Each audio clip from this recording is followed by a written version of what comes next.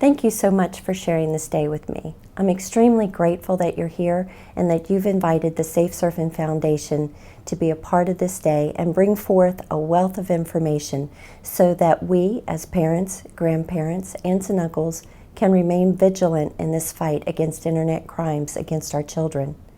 I have been asked to tell you Amanda's story, and I am honored to be able to reach so many people on her behalf. You see, we all have days we remember. It could be the day you were married, it could be the day your child was born, or sadly, it could be the day you lost someone you loved. My day is February 27th, 2000. Amanda was only 14 years old. She and I had been to the mall shopping and had a little lunch. Amanda was a great student. She cheered, she played soccer. Her friends enjoyed really being around her. But this day she reminded me she had promised one of our neighbors that she would go babysit for them and we'd have to be home by 5. Well, at 4:45 that beautiful Sunday afternoon, Amanda started walking up our neighborhood street to sit for the neighbors. When a man in a truck pulled up beside of her, he opened the truck door and he called her name. When Amanda stopped to see who it was, he grabbed her, pulled her into the truck, and they were gone. Just that quick. After a while, I became concerned sitting at home that Amanda hadn't called me to tell me that she was in the house and that everything was okay. So I told my husband I was going to walk down to the neighbors and just check on things. I got to my neighbor's house and she came to the door and she told me that Amanda had never shown up. I said, I don't understand. Amanda left 30 minutes ago. She said, I'm sorry, Vicki, Amanda's not here. If you've ever been in the mall or a shopping center or even at a playground with a child and all of a sudden they're out of your sight, you have this instant fear that just seems to swallow you up until you can lay eyes on that child again. Well, that's what happened to me. Fear just started to engulf me, and I ran down off their porch and I started stopping children on bicycles, asking them, had they seen Amanda? They all said no. I ran down to our neighborhood playground and I asked other mothers, had they seen Amanda? And they said no. I knew then that something was terribly wrong. I got back home and I told my husband what had happened, and we decided instantly to call in the police. The police arrived just a few minutes later. They came in and began asking us questions like, did Amanda have a fight with one of us? Did she want to run away? Was she having a hard time in school? All of our answers were no. Then one of the officers asked me if we had a home computer. You have to understand, this was the year 2000. Not everybody had home computers. And I told him yes, I had an office downstairs. We took the officers down and they began poring over computer files.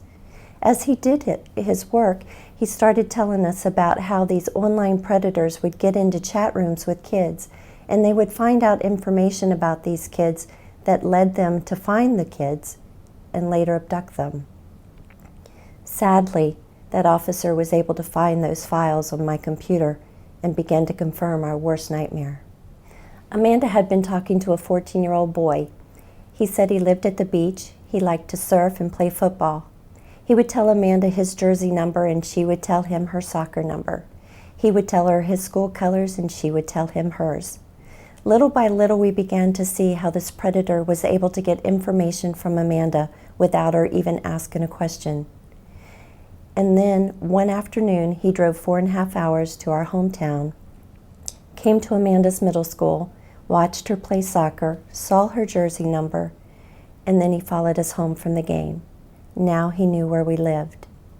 On 3 other occasions, he would come to our neighborhood, and he'd watch our house. He knew when my husband and I came and left for work. He knew when Amanda was by herself. He knew when she got on and off the school bus. Now the police knew what they were up against. There were over 40 police officers looking for Amanda that night, along with the Virginia State Police. I remember at 8:15, I was standing in my living room looking out the window, and it was dark and it started to rain. I thought to myself, she's out there somewhere. She's alone, she's scared, she has no coat, no money, and kids back then didn't have cell phones. I knew if she got away, how would she get a hold of us? How would she get home? At 9:30 that evening, 2 police officers came to my home and they asked me for something of Amanda's. They told me, they said, "Vicki, we're going to bring in the hounds and we're going to start searching the parks and the wooded areas for Amanda." I didn't want my heart to believe what my head was telling me. So I slowly walked down the hall and I went into Amanda's bedroom, and there laying on her bed was a pair of her pajamas from the night before. I picked them up, then I held them in my hands, and I said to myself, "They think she's dead." And I walked back out in the living room and I handed that officer those pajamas, and I looked him right in the eye. And I told him, "She's out there, she's alone and she's scared, but she's alive. You bring her home to me." Those officers took her pajamas and they left my house. Later that evening, I was in a car and we spotted Amanda on the side of the road. I jumped out of the car and I ran to her. I grabbed her and wrapped her in a coat and held on tight. The Virginia State Police gave chase and caught the predator in a cul-de-sac. They made the arrest on the spot. We immediately took Amanda to the hospital. We sat at that hospital all night long with a Virginia State Police officer outside of Amanda's hospital room. At one point during the evening, the emergency room trauma physician would come out and say, "Vicki, Amanda would like you to be with her. We're getting ready to take photographs. They'll use the pictures later in court." I got up to walk down the hall to go to Amanda's room, and the doctor put her arm on my hand, and she said, "Vicki, when you go in there, you're going to have to be tough. You see, this is one of the most brutal rapes and beatings I've ever witnessed on a child in all my 15 years being an emergency room trauma physician. There were areas so shredded that we couldn't even suture her. She's just going to have to heal." I remember touching my hand to hers, and I turned around and I walked away.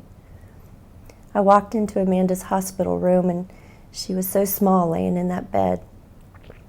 I remember walking over and touching her forehead and moving her hair. And she reached up and she grabbed my arms and she said, "Mom, you have to help me. You have to help me teach kids." And I guess she saw that I didn't understand, because through pleading eyes that no longer held any childhood innocence or sparkle, she said, "Mom, you have to help me teach kids so that what happened to me will never happen to another child again." And I thought to myself, through all of her pain and the trauma that she had been through, she wasn't thinking about herself. She was already thinking about all your kids. She never wanted to what happened to her to happen to another kid again. And that night, holding on to my little girl, I made that promise to her. And it's been 15 years, and we still are teaching children about internet safety. You see, the man that took Amanda was actually a 36-year-old man. He was wealthy, powerful, married, and a father of 3 little children. Because of his wealth and position, in my opinion, he was released on a $50,000 bond to his father, who was a delegate to the state of Virginia, as well as his attorney. He was released before my daughter ever got out of the hospital. By the very next Saturday morning, he would once again be arrested for the rape of another 13-year-old little girl in Williamsburg, Virginia. This time the courts didn't let him go. Upon investigating his laptop computer that they found in his truck, they found what he called his trophy room. It contained the names and ages of 60 little girls. Yes, I said 60. They were between the ages of 11 and 13. He had road maps that highlighted their residence and their schools. He also had a camera with undeveloped film of another child. During the course of the trial, the grand jury would pass down 7 grand jury indictments on the Williamsburg case, which equals 44 years in prison, and 6 grand jury indictments on Amanda's case, which equals 43 years in prison. This man could have served 87 years in prison for what he had done to these 2 little girls. But during the sentencing, the judge would suspend all but 14 years, 7 on the Williamsburg case, and 7 on Amanda's case.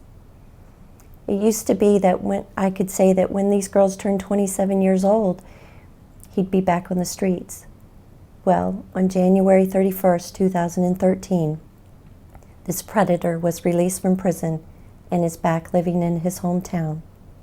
And these girls are still suffering. As he was being taken out of the courthouse after sentencing in handcuffs, he turned to my daughter and he yelled at her. He said, "When I get out, I'll find you. You're the reason I got caught. And I'm going to kill you and I'm going to kill your mother." Does these comments scare us? Absolutely. Will they keep us from trying to teach children about internet protection and about crimes that could hurt them? Absolutely not.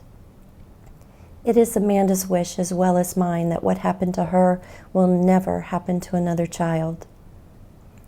Amanda can't be with us today, but she wanted me to pass on her sincere appreciation to Moose Lodge members everywhere for what they are doing to help this foundation reach children across the United States. I too want to thank the women of the Moose and Moose Lodge members all across the United States for everything that they are doing to help Amanda reach children with this education. You see, I'm considered one of the lucky mothers. I was able to get my daughter back alive.